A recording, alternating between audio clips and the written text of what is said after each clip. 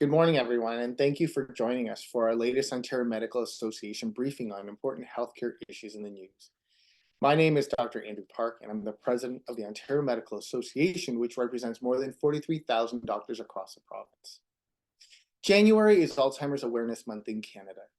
Today, we have assembled an expert of panel physicians to discuss the current state of dementia care in the province and how we can better prepare for the future. New analysis of OHIP billing data being released today by the Ontario Medical Association shows that there has been a 48% increase in patients with dementia since 2010. The actual incidence of dementia is likely even higher as some patients may be treated for other things or have not yet received the diagnosis. As our population ages, the number of people living with Alzheimer's disease and other forms of dementia is expected to continue to grow rapidly. A study by the Alzheimer's Society of Canada predicts that the number of people in Canada living with dementia will triple over the next 30 years. With an already strained healthcare system and fewer than 300 dementia care specialists across Canada, we are not prepared to meet their needs. This is an issue that needs urgent attention from all levels of government so people can get the care they deserve, and our healthcare system can withstand rising pressures. Dementia is an umbrella term for several diseases that affect memory and cognitive ability, and that interfere significantly with a person's ability to maintain daily living activities. Alzheimer's disease is the most common form of dementia and represents 60 to 70% of cases. Dementia is the seventh leading cause of death globally and a major cause of disability and dependency amongst older adults. This not only impacts the individuals who have dementia, but also their caregivers, family, and communities. Currently, dementia care in Ontario happens mainly in institutional settings, for example, hospitals and long-term care. We need to change this. Most people living with dementia prefer to remain at home and out of long-term care homes for as long as possible. This helps preserve the quality of life. In the OMA's prescription for Ontario's Doctor Solutions for Immediate Action, we have called on the government to increase community capacity, which would also help tackle hospital overcrowding. Far too many Ontarians are languishing in a hospital bed when they could be better discharged and served and cared for elsewhere. One significant cause of hospital crowding is a lack of access to home care, long-term care, and palliative care.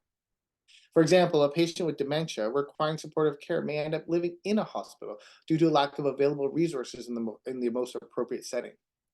These patients are given the label ALC, or alternate level of care, and have existed in Ontario for many years with root causes remaining unresolved. The pandemic made a bad situation even worse, and now the consequences of inaction are more urgent than ever. We are urging the government to appropriately fund home care. Home care support can include assistance for regular activities that support dignity, such as eating and bathing. In 2020, there were 82,000 home care visits to Ontarians living with dementia.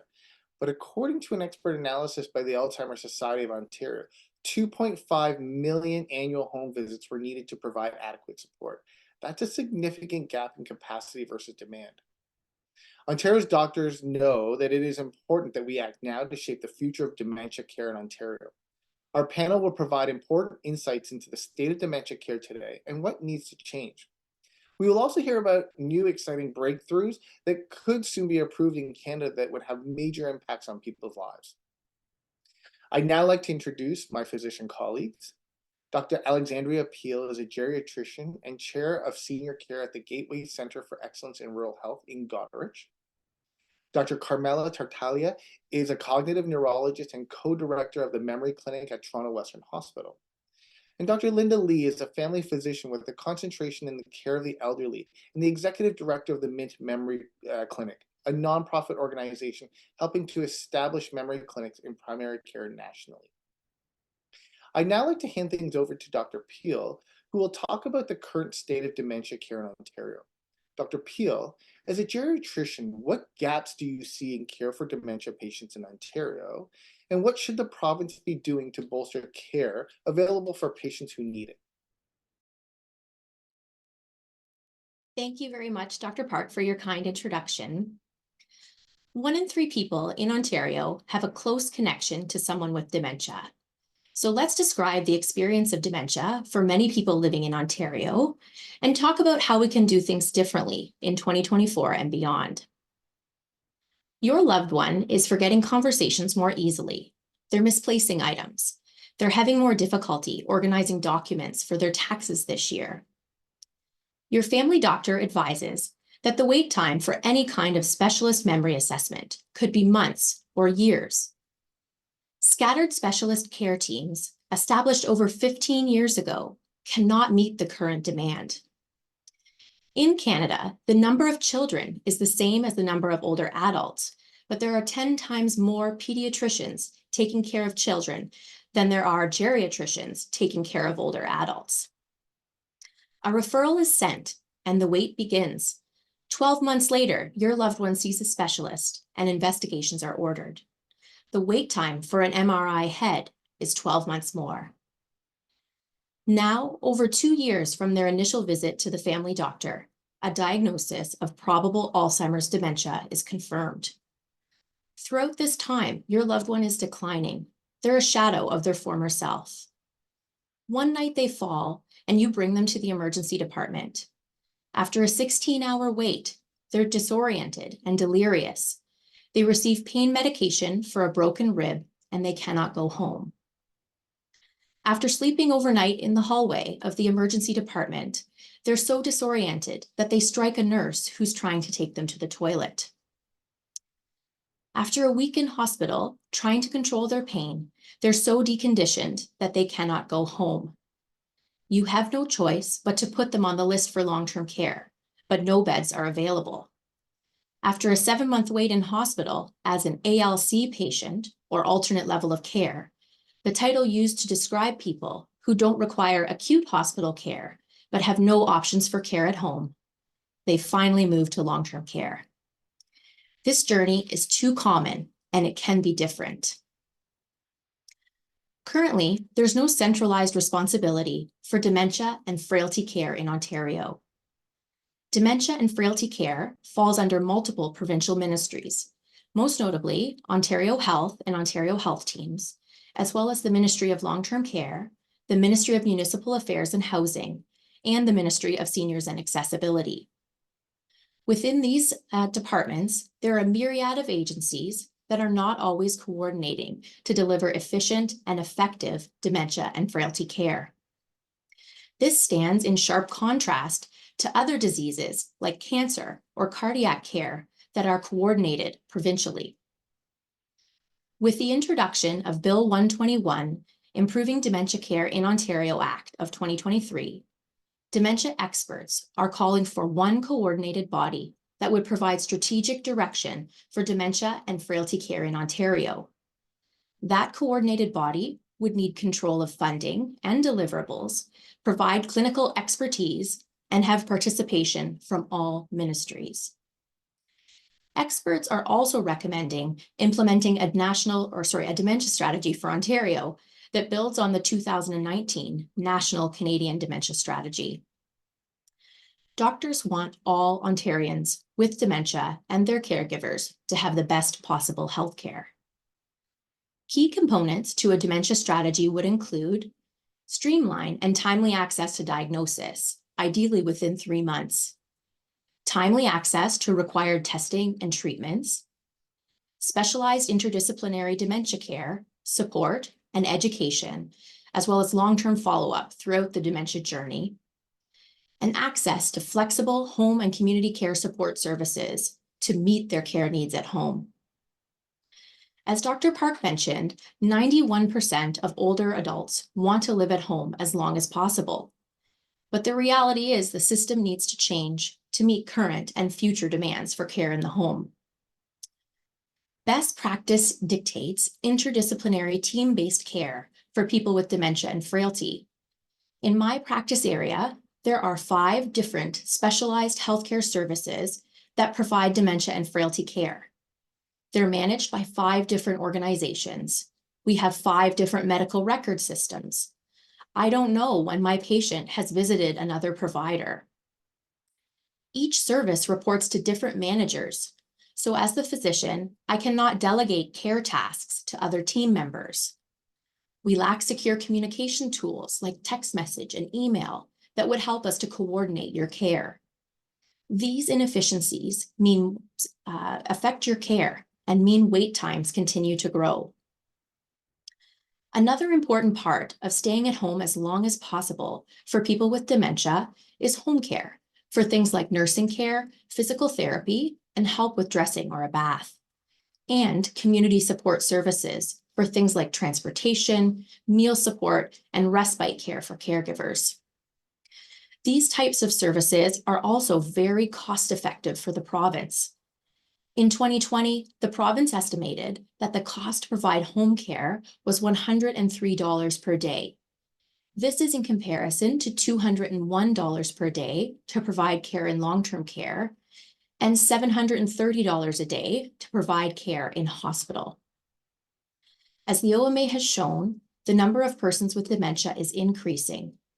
Estimates indicate that community support service budgets would need to grow by 25% to meet the current demands of older adults living in the community, and budgets would need to continue to grow each year as the population continues to age and the number of people with dementia and frailty continues to increase.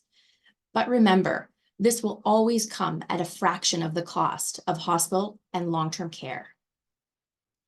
In addition to a funding resource crisis, recruiting providers in home care is a challenge because of pay gaps. For example, personal support workers, also known as PSWs, make 19% less on average working in home care compared to their peers who work in hospitals. Furthermore, provincial policy dictates that PSWs who work in the community are only paid full wage for direct care, but not during travel between homes. This puts rural and remote Ontarians at further disadvantages where travel distances are long and weather often compounds the time between homes. Current data from the Alzheimer Society of Ontario shows that for every 3 people with dementia who connect to their local Alzheimer Society, 1 emergency department visit is prevented. Once older adults are hospitalized, those who spend the night in the emergency room hallway are more likely to die in hospital and experience adverse complications compared to those who are admitted directly to the hospital ward. People with dementia stay 2 times as long in hospital compared to their peers, and they're 6 times more likely to go to long-term care when assessed in hospital compared to when assessed from home. Dementia and frailty care is at the root of hallway healthcare and the alternate level of care crisis. Dementia and frailty care affects us all. We need to transform and modernize how we provide care for older people. Thank you. Thank you, Dr. Field. I'd like to hand things over to Dr. Linda Lee, who will focus on an innovative model of care for patients with dementia in the community. Dr. Lee, what are MINT memory clinics, and how can these clinics provide better dementia care within primary care? And lastly, how can these clinics relieve pressure on the healthcare system overall? Well, thank you very much, Dr. Park.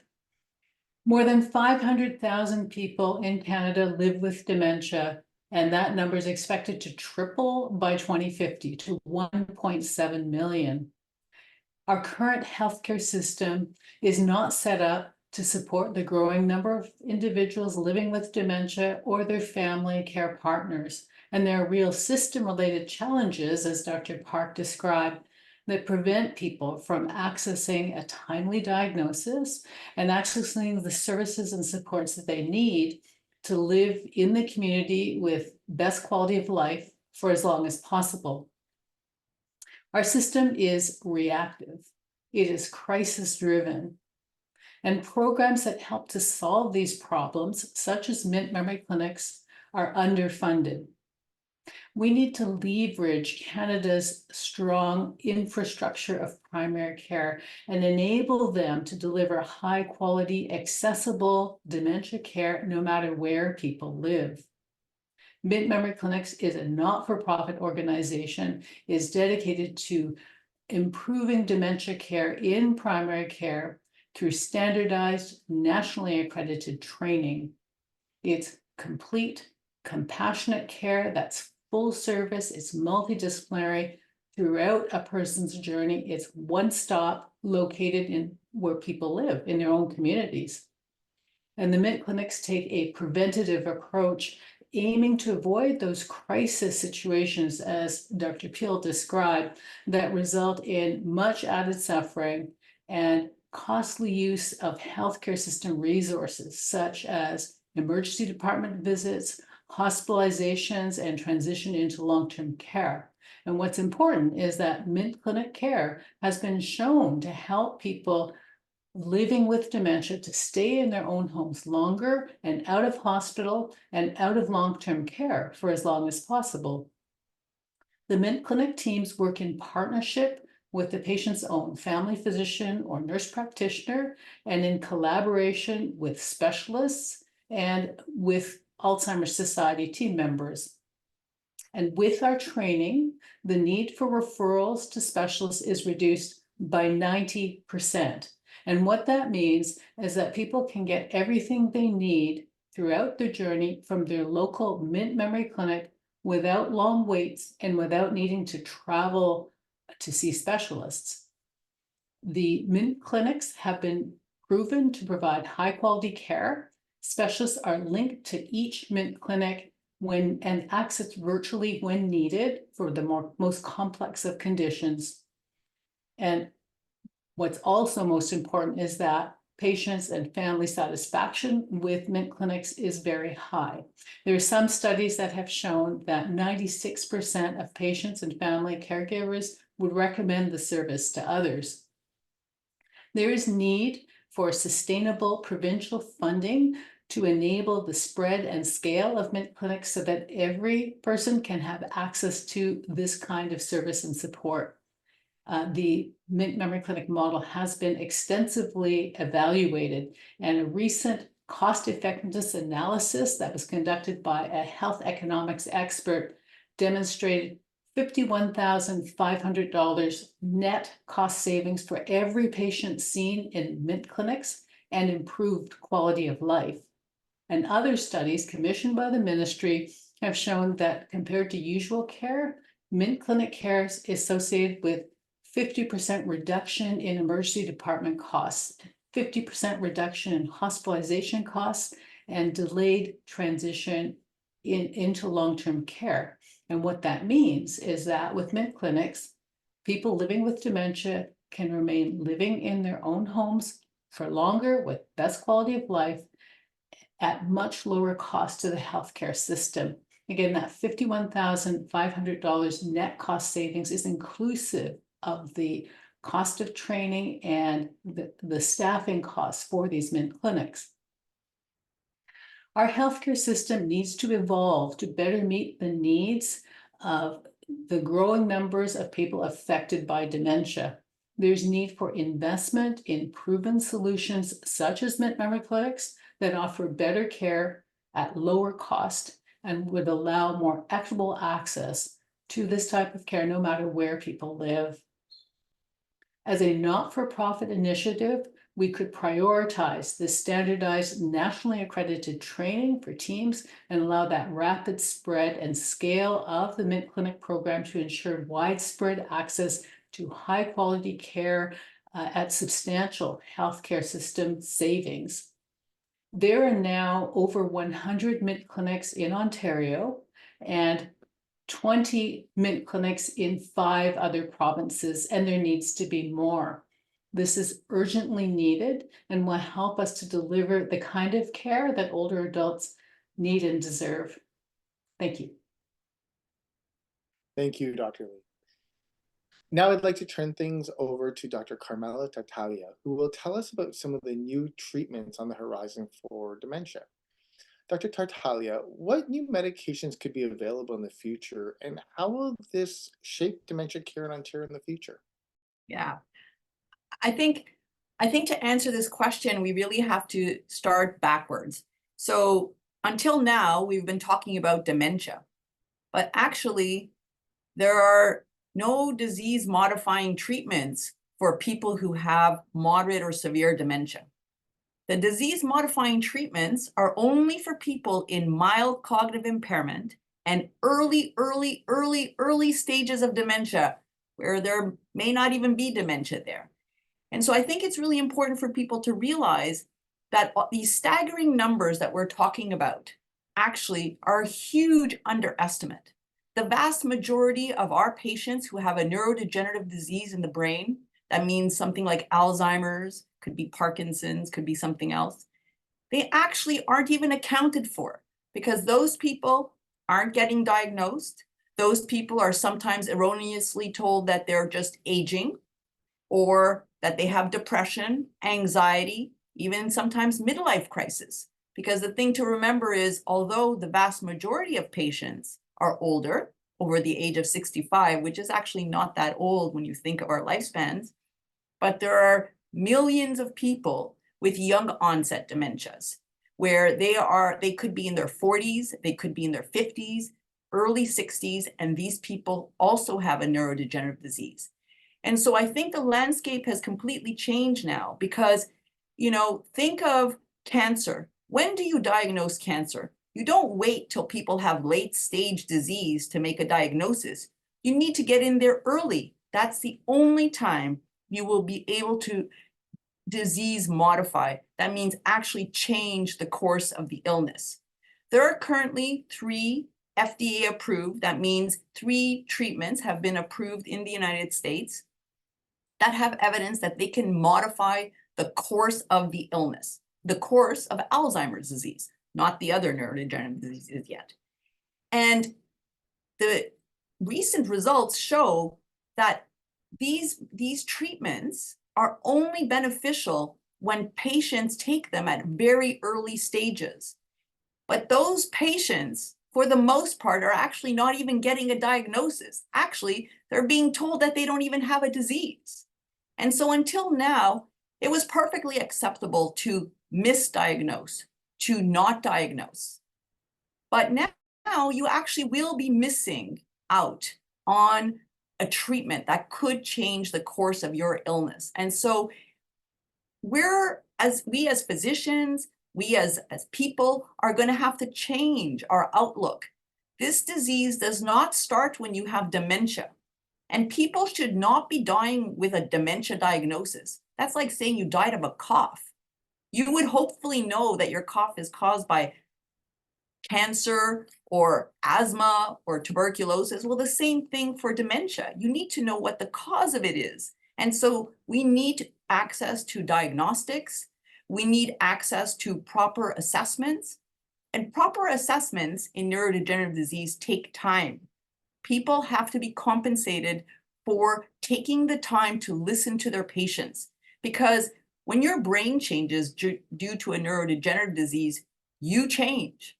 And in the beginning, actually, most of our patients are the ones who notice the change. And they go to their physicians, their nurse practitioners, their healthcare providers and say, something is different.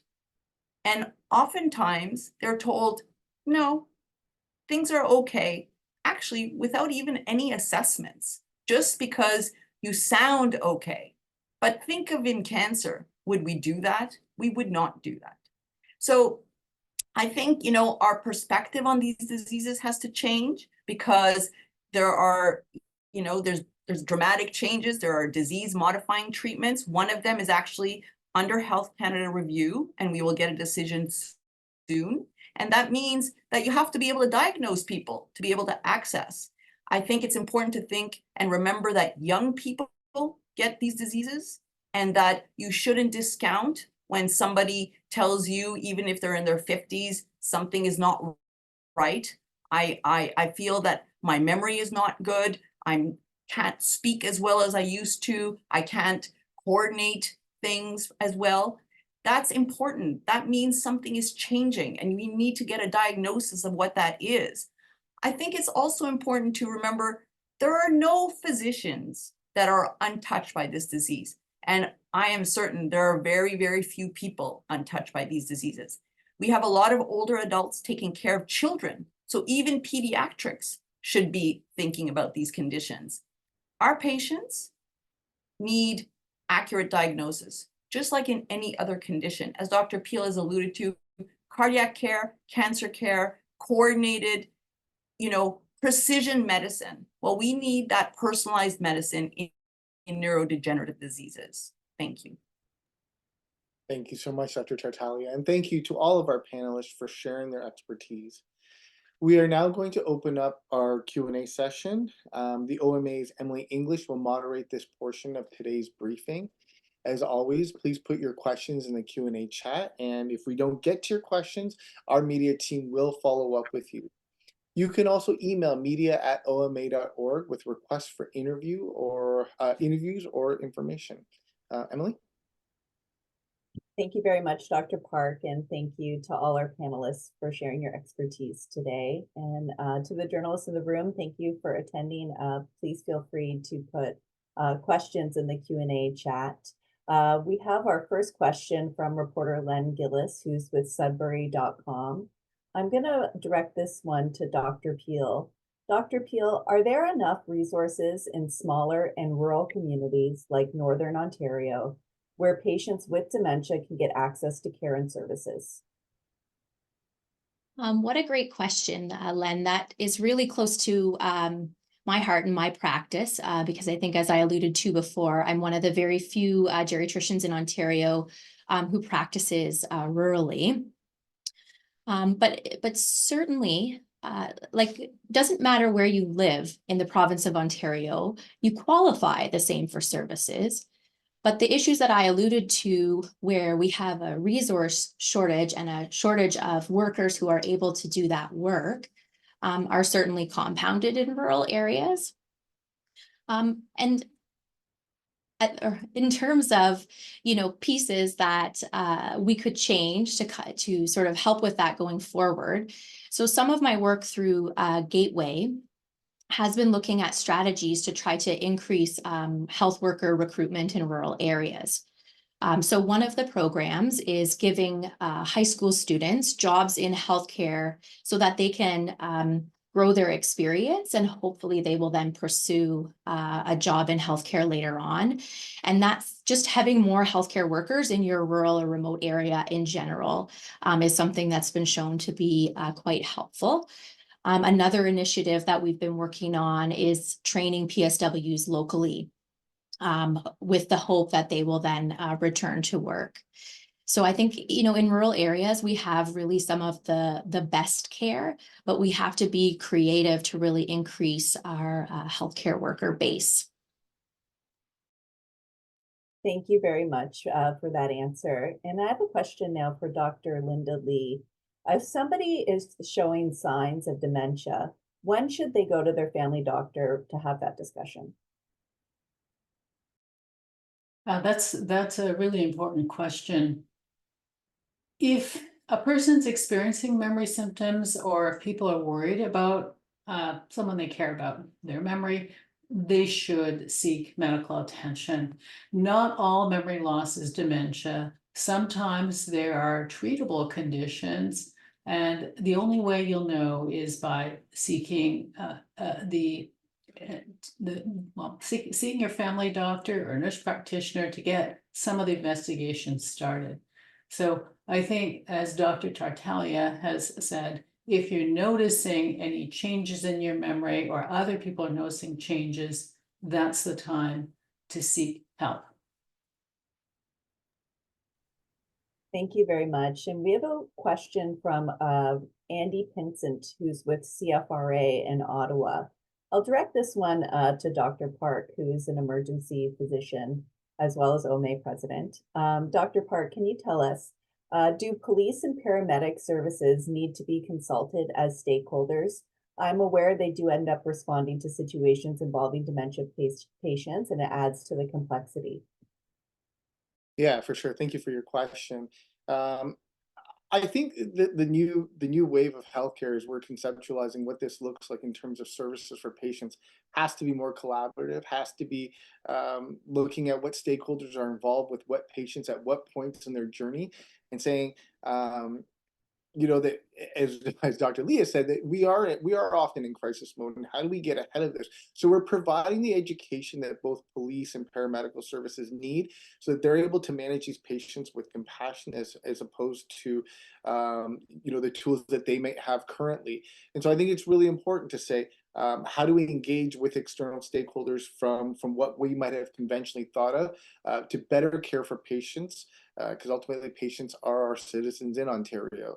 And this is something that does affect all of us. So absolutely.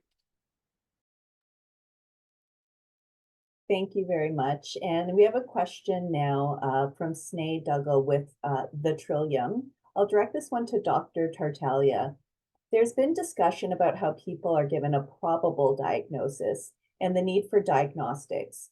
Could you speak to some of the specific tests needed to help in diagnosing that aren't necessarily covered by OHIP and how that ultimately impacts patients? Yeah, I think that's a great question. You know, we need to have access to diagnostics. Diagnostics in Alzheimer's disease have been around for four decades. There is no reason that people in Ontario don't have access to them. We had access to the cerebral spinal fluid analysis until March 2019 when it was actually removed. Now we have very, very small program where some patients are given access to PET amyloid to make diagnosis, but you know, it's a very restricted program. We can't keep going like that. We need accurate diagnosis. This is costing the system a lot of money because patients aren't coming to a doctor because they have nothing better to do. They have something that is going on with them. And as Dr. Lee has already alluded to, there are some things that maybe are reversible. There are some things that even, you know, could change the course of the disease dramatically. But there are medications now available that change the course of the disease. We can argue whether they do it enough. Nobody thinks the miracle cure has arrived yet, but they have evidence that they're changing the course, and you need an accurate diagnosis. There are blood tests that are being worked on and hopefully will be in our clinics in the near future. But until then, we still have to have access to diagnostics in Ontario because that is, you know, we're in 2024. This is the time for people to get a diagnosis of what is causing a profound change in their ability to interact with other people, to do the things that they used to be able to do. Thank you very much for that answer. And we have a question now that I'm going to direct towards Dr. Tartaglia. This one comes from the Toronto Star. Can you speak to what we know about the impact of COVID on the increase of patients with dementia and the progression of the disease in existing patients? Yeah, that's a great question. You know, as I've already alluded to, this disease starts decades. You know, it could be 2 decades before you actually show signs of disease. And so when you think of something like this, you think, well, how is it that this disease is in your brain, but you aren't really showing any signs? And that's because you can compensate for disease in the brain. But then you have to also think, well, there's things that could decompensate you. And COVID happens to be one of these things. So a COVID infection in some people really causes significant changes in their cognitive function, in their, you know, they develop anxiety, depression, as well as headache, all kinds of symptoms. And those symptoms can make the underlying disease actually like exacerbate it in terms of expose it. You may have been able to compensate until then, and it would be the same thing as, you know, when people have a disease and they get a concussion, you know, that they feel much worse, and they sometimes think, oh no, this started the disease, but actually that isn't it.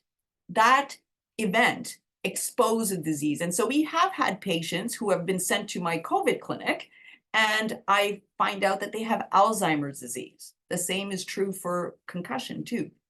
It's not that COVID causes a degenerative disease. We don't have evidence for that, but that it would exacerbate, maybe.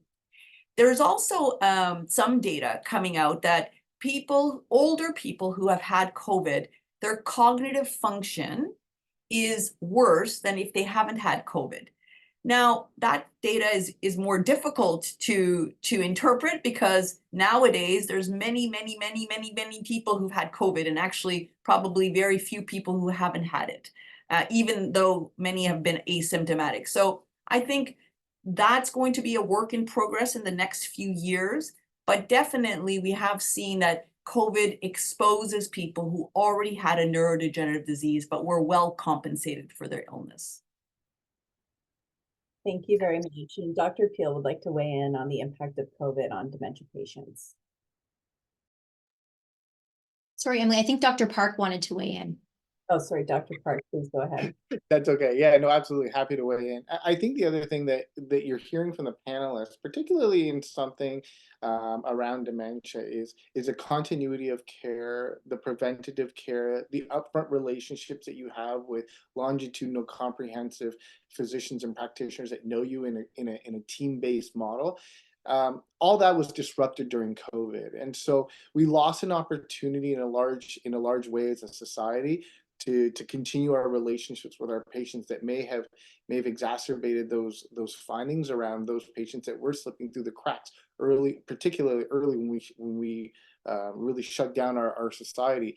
And I think that's important to recognize that there was a bit of a gasoline on the fire in terms of a lot of the chronic conditions that ail our healthcare system. I think, again, as you're hearing from the panelists here, this is a real opportunity to highlight some of those system deficiencies and talk about what are the opportunities we have here moving forward to bolster systems around primary care so that we develop those relationships again and that we are aware of where those changing conditions for our patients exist and how we can intervene early, for example, with a memory clinic or referrals to our specialist colleagues. Thank you very much. And I have a question now I'll direct to Dr. Tartaglia. This one comes from Dilshan Berman, who is a reporter with City News. Are there any specific treatments or therapies being worked on that look promising? Yeah, actually, there are 3 that have FDA approval, which are 3 treatments that have a similar mechanism of action. And those are treatments that are trying to remove the amyloid that is in the brain. Now, for Alzheimer's disease, and that's the one I'm talking about, there are 2 bad pathologies in the brain, 2 bad proteins in the brain. One is amyloid and the other one is tau. And we now have 3 agents who have received FDA approval, which is the Federal Drug Agency in the US, that can change the course of the illness. Now, you might have heard in the news that these aren't the miracle cures. They aren't bringing you back to, pre-disease state. They aren't bringing back cells that are already gone, but there is evidence to show that they can keep people for, maybe 6 months in a milder stage of disease. And you have to remember that, when people are in a mild cognitive impairment range, actually, they're not demented, right? So they actually aren't even part of the numbers people keep talking about. They are in a stage where they have a cognitive problem, there's a change, but they are completely independent. And that's the difference, right? When you become dependent on somebody else for an activity that you used to do on your own, that is when you enter the dementia stage. These medications can keep you in the mild cognitive impairment range for a longer period of time. And I think most of us would say that is a worthy goal. There are other mechanisms of actions that are also being investigated, and there are some promising upcoming treatments in there too. And so I think, our landscape is completely changing. And yes, we have every reason to be optimistic that disease-modifying treatments are coming to degenerative diseases, just like they exist in cancer and just like they exist in other diseases. Thank you very much. And we have a question from the Toronto Star from reporter Maria Iqbal. I'll direct this one to OMA President Dr. Andrew Park. Can you elaborate on how unusual is it for the 48% increase in patients with dementia since 2010? And how is the number of patients being measured in 2010 versus now? Yeah, thank you, Maria. This is OHIP billing data. So I think that there is, we have to recognize a couple of things. Is that while there's been a demonstrable increase in that billing data from 2010, there's probably undercaptures a number of patients who actually have dementia. As Dr. Tartaglia has said multiple times, this is a disease in the making of decades. So there may be those patients who we're under recognizing by this crude measure, or that they have yet to receive a diagnosis, or that they're being treated for a different condition but still have underlying dementia. I think the purpose of this really is to say a couple of things. That number one, that this is going to be on the overall rise, as Dr. Peel has mentioned, that as our population ages, yes, we are going to see more of this as both an individual impact, a family impact, as well as a society impact, but also to really open that discussion up about how we prepare for that future, what that future looks like, and what foundational system supports we need to put in place to better support our aging population. Thank you very much. And we have another question from Sinead Duggal with the Trillium. I'll direct this one to Dr. Linda Lee. Well, the goal is keeping people living with dementia at home. For those who need to be in long-term care, do you think staff working in long-term care or retirement homes are adequately equipped to deal with dementia, including behavioral issues that might stem from it? Is more training needed specifically on dementia? And is that something that should or can be mandated province-wide? Sure, I'm happy to answer that. I work in several long-term care facilities, and I help to care for many people with advanced dementia in long-term care.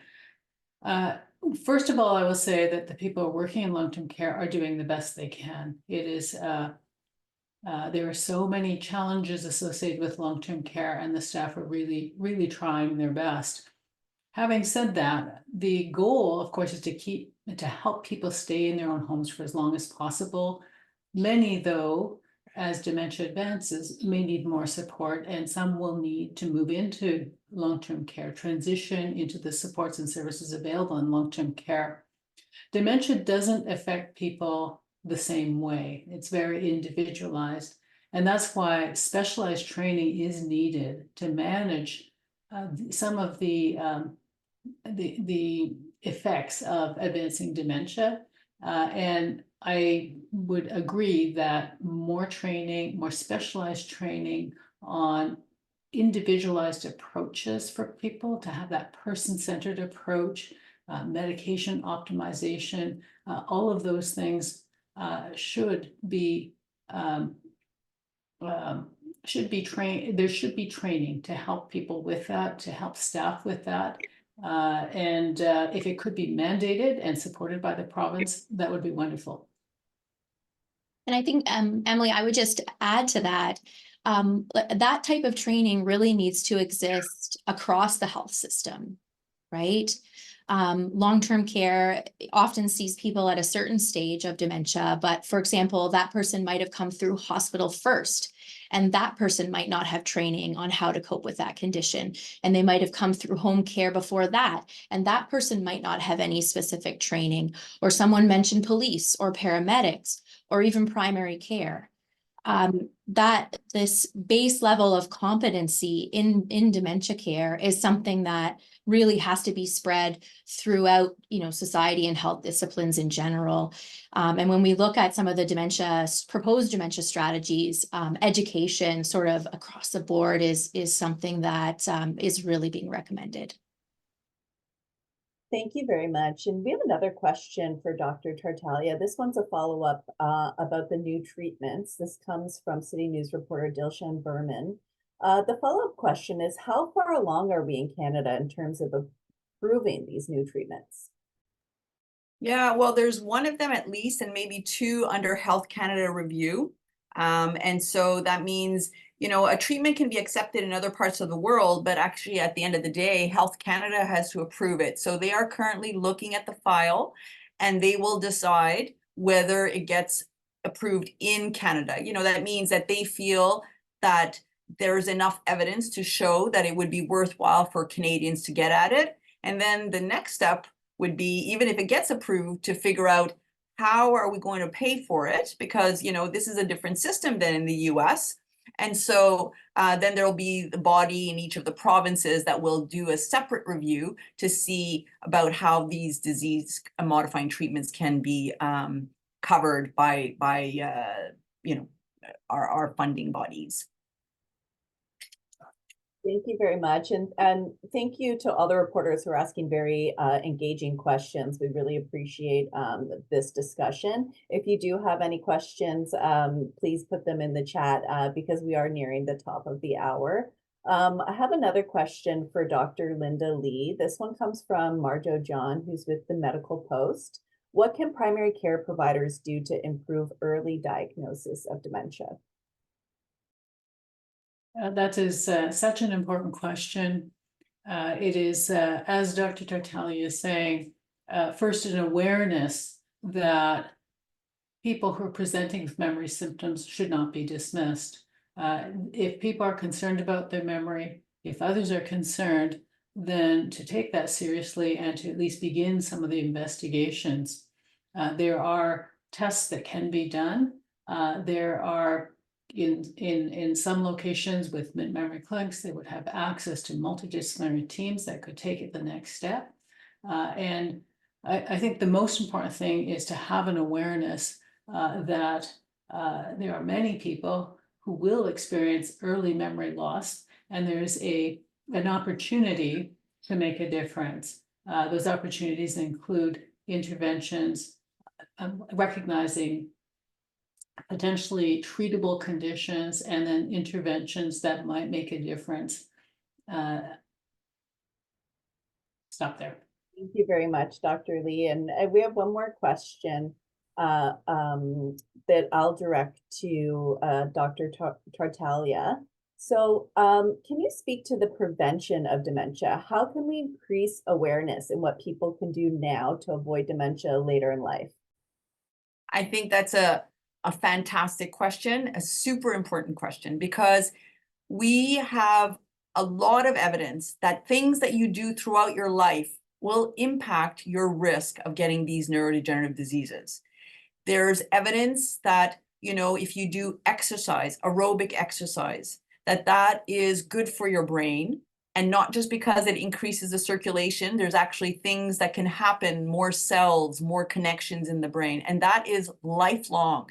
And so even if you have these diseases, it's still important. Lifelong learning, even after you retire, you need to keep learning. The brain needs to keep making connections. All these things strengthen the brain. They give you cognitive reserve. And so even if you have a disease in the brain, then you can delay the onset of the disease. You can slow down the progression. But I think it's really important to remember, fundamentally, our brains dictate who we are. And just like we take care of our houses and our cars, we have to take care of our brains and our bodies, obviously, throughout our lives. And because you only have one. You know, sometimes I get the question about where are we at with brain transplants? It's like, well, if we transplant your brain, you are no longer you. And so we really have to be mindful of that. There's a lot of evidence that prevention helps. I think Dr. Lee and Dr. Peel have already said, you know, you need to really take care of all those other risk factors that will make your disease worse. And so you need family doctors and all health professionals thinking about your blood pressure, your cholesterol, your sugars for if you're diabetic, making sure that you're, stop smoking. There's a lot of evidence that drinking alcohol, more than 2 alcoholic beverages a week, is bad for the brain. All those things are important for your brain health, which can affect when you're going to show signs of these diseases. So thank you. Thank you very much. And another question from Andrew Pinson with CFRA. Dr. Peel, maybe you could start us off, and maybe Dr. Park, I know this might be something you'd like to weigh in on. As many people have struggled to keep or find a family doctor, where do those concerned about symptoms go? Yeah, so I think that's a very difficult question, and certainly something that I see frequently in my practice. I think one of the things is to try to reach out to somebody. And I guess what I mean by that is that the Alzheimer's Society or home and community care supports like that don't require any kind of doctor referral. And oftentimes supports like that also have experience with other people who don't have a family doctor and kind of know a little bit more around local pathways to getting connected into specialist care. I think that, you know, other things that can be really helpful, and maybe Dr. Park can speak to this, is there has been a lot of work done to try to establish resources for people to connect to care that aren't the emergency room and are helpful with people without a family doctor. And I think those types of resources can be or are a way that I often see people getting connected into specialist care. Yeah, no, thank you for that.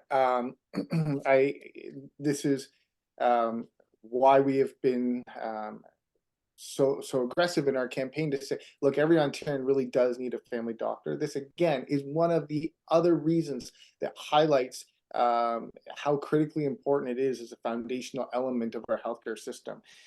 There are certain ways that patients can navigate the system without a family doctor, but to be completely frank, they are more challenging. And it puts those patients a little bit at a disadvantage because they don't have that quarterback for their care, particularly when they need it or vulnerable as they are with when they are struggling with a disease like dementia. There are ways of getting episodic care through walk-in clinics, virtual options, and certainly, as Dr. Peel has mentioned, the Connected Care, the government website, which does attempt to link with family doctors. But with 2.3 million Ontarians without a family doctor, this poses a real challenge, and is another reason why our assertion that every Ontarian needs a family doctor is that much more important. Thank you, Dr. Park. And we are nearing the top of the hour, so I just wanted to go around the virtual room just for a final thought from each of our panelists. We're so grateful for your time today and for sharing these important messages. The OMA did decide to host this panel today because January is Alzheimer's Awareness Month. And we're so grateful to the experts who gathered here today. So do you have any final thoughts or takeaway messages that you'd like to share on this topic before we end? Perhaps Dr. Peel, I'll start with you. Sure. Thanks, Emily. I think from my perspective, the OMA has assembled a panel of 3 physicians who are extremely passionate about this work. And I know we've had so many wonderful questions. We had so many more things that we wanted to cover and say within this hour. So I would be really happy if anyone wants to reach out to get more information or have a more focused discussion about a certain topic.